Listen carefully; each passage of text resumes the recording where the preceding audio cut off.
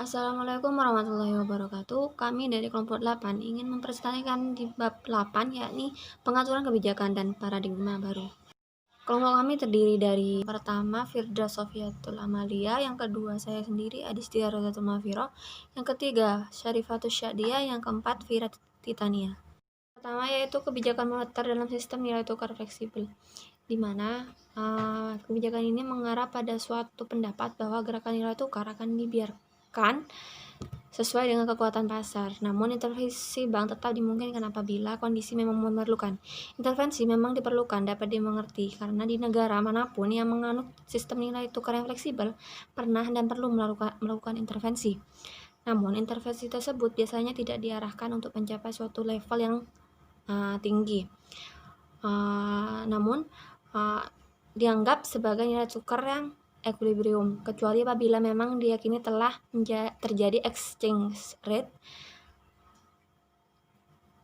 Anggapan dasar ditempuhnya di sistem nilai tukar ini fleksibel adalah keyakinan bahwa pasar telah berkembang secara efisien sehingga mampu menentukan sendiri tingkat equilibrium nilai tukar tersebut.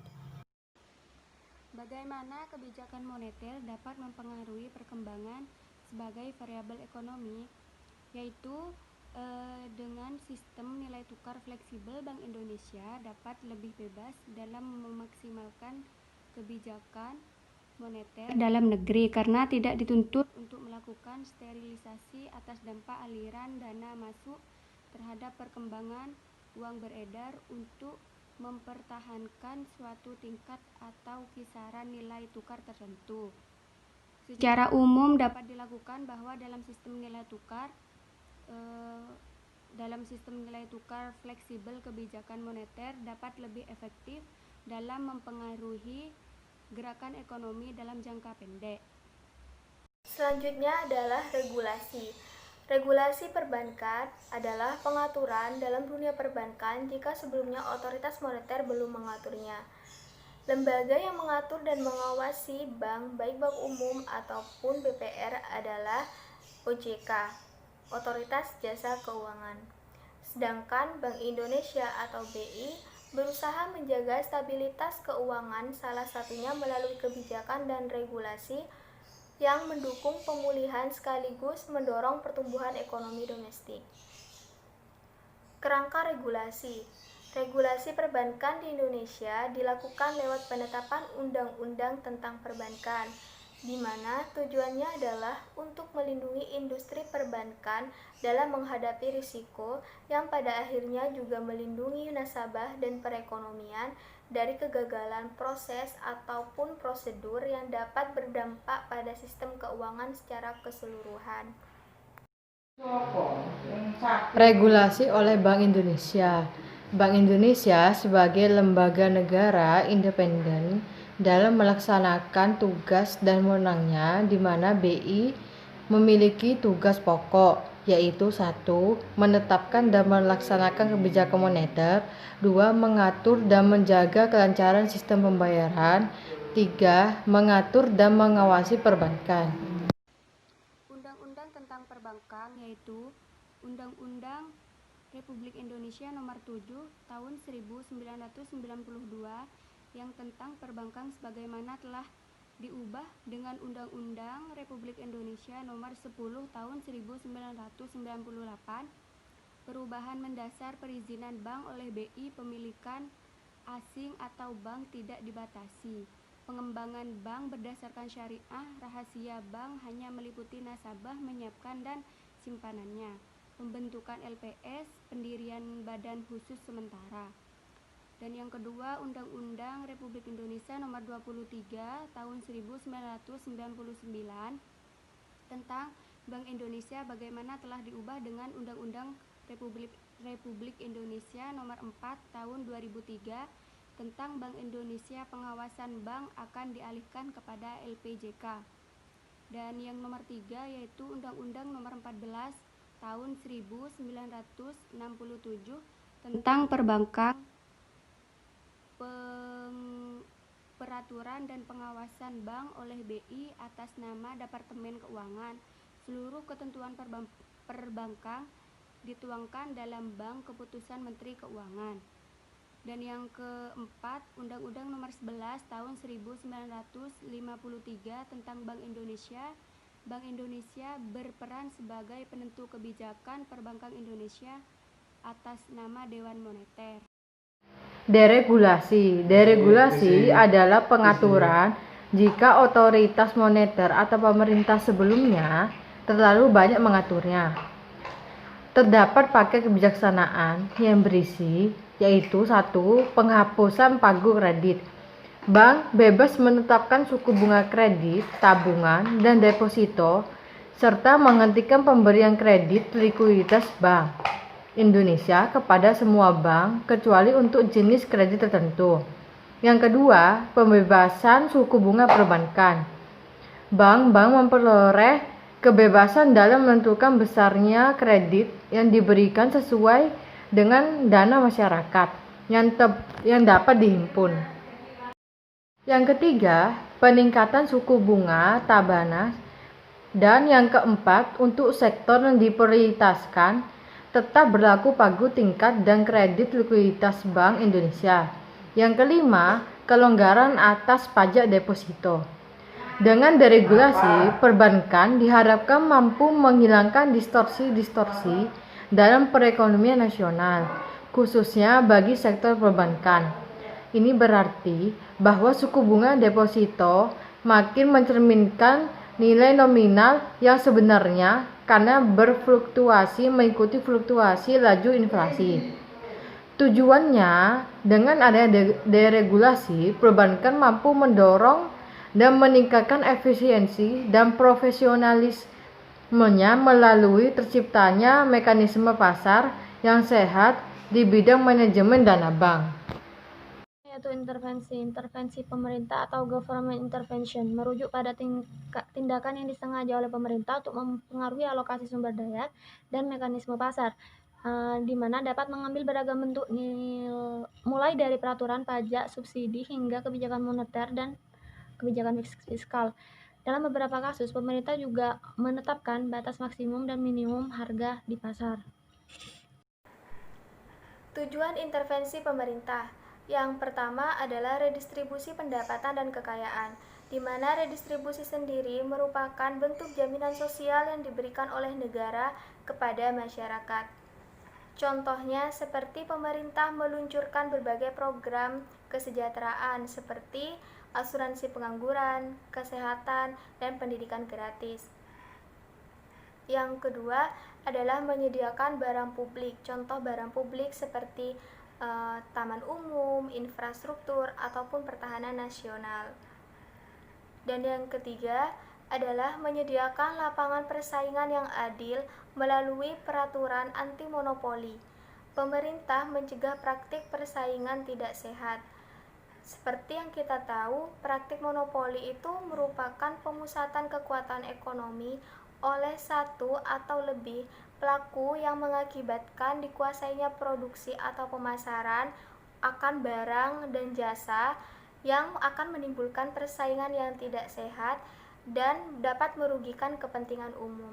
Hal ini tertuang dalam Undang-Undang Nomor 5 Tahun 1999, yaitu tentang larangan praktik monopoli dan persaingan usaha secara tidak sehat.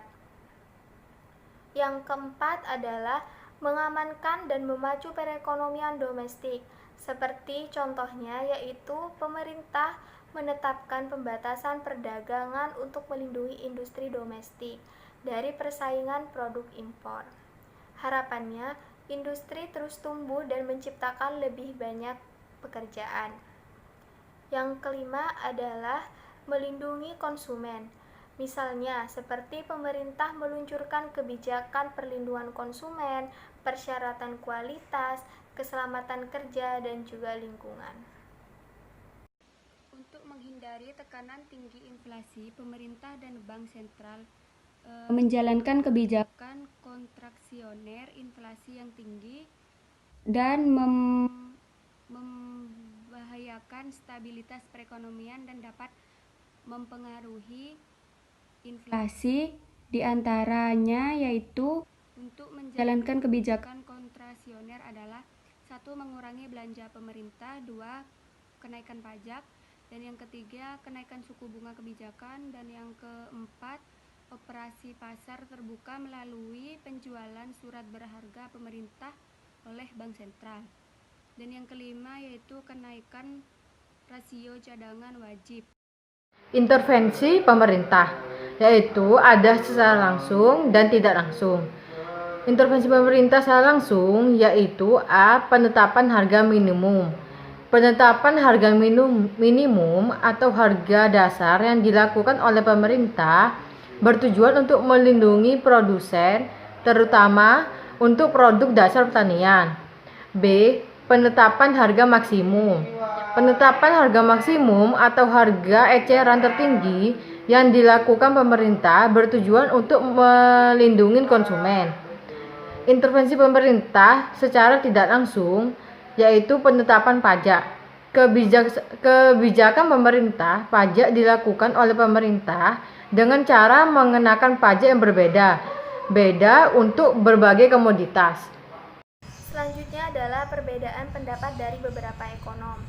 Beberapa ekonom memandang intervensi pemerintah adalah perlu, tapi mereka masih berdebat tentang seberapa besar pemerintah harus campur tangan dan bagaimana mereka harus campur tangan.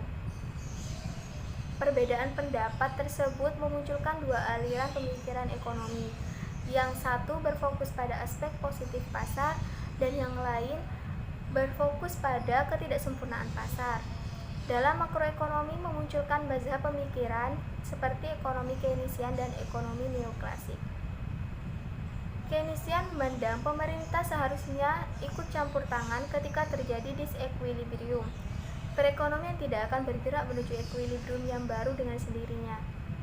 Sebaliknya, menurut ekonomi neoklasik, intervensi pemerintah seharusnya minimal. Mekanisme pasar akan bekerja dan mengarahkan perekonomian menuju equilibrium.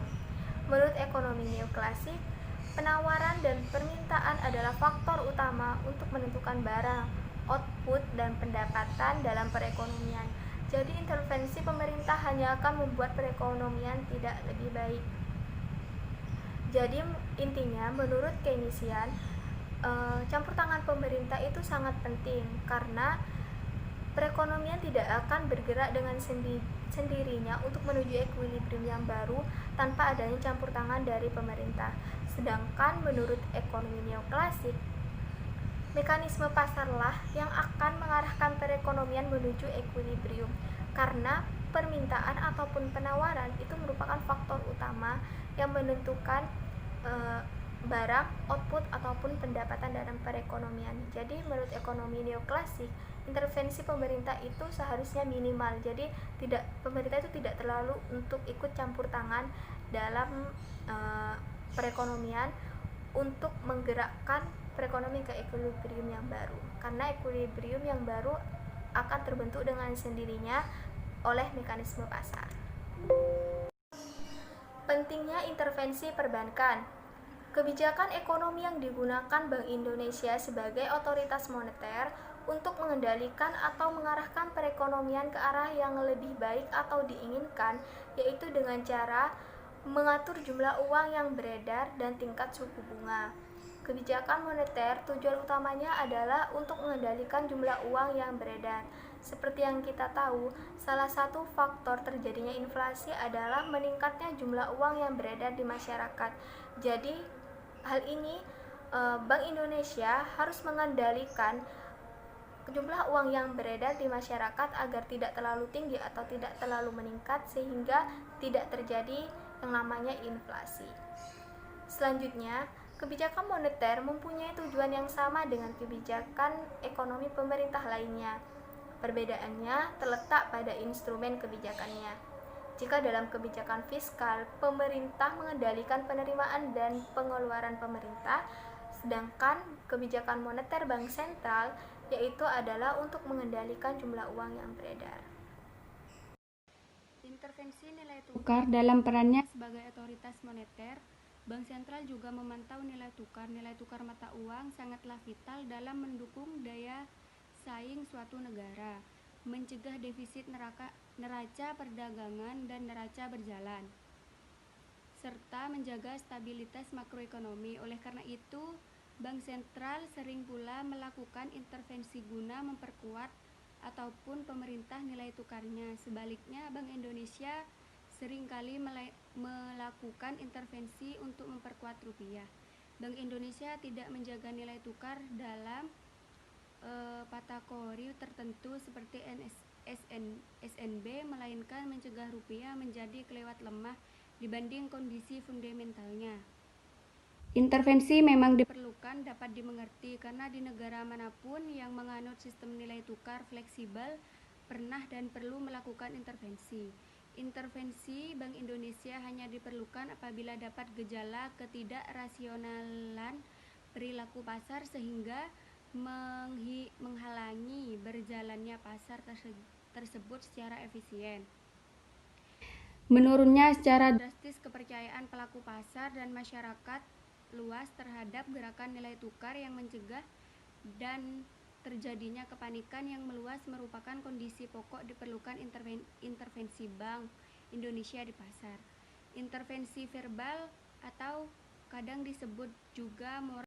Selanjutnya, prinsip regulasi bank, di mana tercantum pada Undang-Undang Nomor 7 Tahun 1992 tentang perbankan yang telah diubah ke Undang-Undang Nomor 10 Tahun 1998, termasuk kantor cabang bank asing yang melakukan kegiatan usaha secara konvensional, di mana prinsip-prinsipnya yang pertama yaitu instrumen investasi asing efek, produk keuangan luar negeri, struktur produk, instrumen investasi asing selain efek, aktivitas keagenan, efek adalah surat berharga nasabah, dewan komisaris, dan direksi. Capital Adequacy Ratio, yaitu Capital Adequacy Ratio yang disingkat menjadi CAR adalah rasio yang memperlihatkan seberapa jauh seluruh aktiva bank yang mengandung resiko kredit, penyertaan surat berharga, dan tagihan pada bank ikut dibiayai dari dana bank sendiri, di samping dana-dana yang berasal dari sumber-sumber luar bank yang berasal dari masyarakat, pinjaman, dan lain-lain.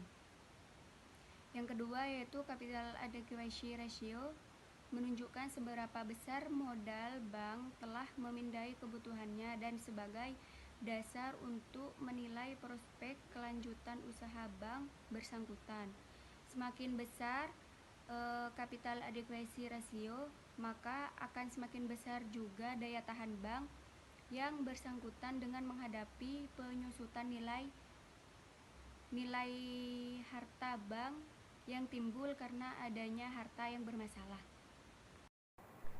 Selanjutnya adalah Capital Adequacy Ratio, yaitu merupakan alat pengukur kinerja keuangan bank. Sesuai dengan Peraturan Bank Indonesia Nomor 6 Tahun 2004, tanggal 12 April 2004 tentang sistem penilaian tingkat kesehatan bank umum, di mana semakin tinggi nilai Capital Adequacy Ratio, maka semakin sehat bank tersebut.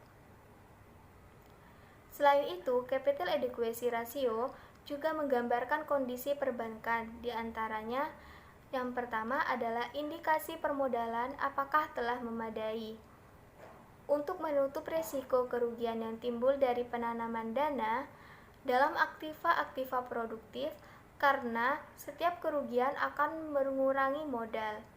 Capital Adequacy Ratio mengukur kemampuan permodalan bank dalam mengantisipasi penurunan aktiva dan menutup kemungkinan terjadinya kerugian dalam pembiayaan. Selanjutnya, Capital Adequacy Ratio yang tidak mencerminkan semakin baiknya permodalan, karena modal dapat digunakan untuk menjamin pemberian pembiayaan. Capital Adequacy Ratio yang rendah mencerminkan bahwa permodalan bank kurang baik karena bank kurang mampu menutup kemungkinan terjadinya kegagalan dalam pembiayaan. Yaitu teori portofolio, di mana teori ini yaitu dapat diartikan sebagai sekumpulan kesempatan investasi yang bertujuan untuk memilih kombinasi yang efisien dari saham-saham yang dimiliki, yaitu berupa keuntungan yang optimal, yang berarti bahwa mendapat keuntungan yang tertinggi pada risiko tertentu atau mendapat keuntungan tertentu pada risiko terendah. Portofolio kredit atau peminjaman dapat diartikan beberapa aset bank yang harus terdiri dari pinjaman adalah suatu persoalan kebijakan bank secara keseluruhan dan merupakan unsur penuntun dalam kebijakan peminjaman atau penyaluran kredit. Investasi portofolio. Investasi portofolio ini adalah salah satu indikator utama pasar ekuitas di suatu negara, yang mana tingkat pengembalian maksimum dengan resiko yang minimum merupakan faktor yang paling menonjol di balik keputusan investasi. Namun, di samping itu, kemudahan akses, stabilitas keuangan, dan tingkat pajak yang rendah memainkan peran penting dalam mempengaruhi keputusan manajemen investasi, aliran likuiditas. Secara umum, keputusan investasi di pasar portofolio ini dipengaruhi oleh dua faktor, yaitu faktor eksternal dan faktor global. Faktor eksternal negara yang bersangkutan meliputi kebijakan moneter dan fiskal, di mana kondisi makroekonomi dan pasar keuangan, stabilitas politik, dan lain-lain. Yang kedua, faktor global yang dapat menjadi substitusi dari aset portofolio di negara yang bersangkutan itu.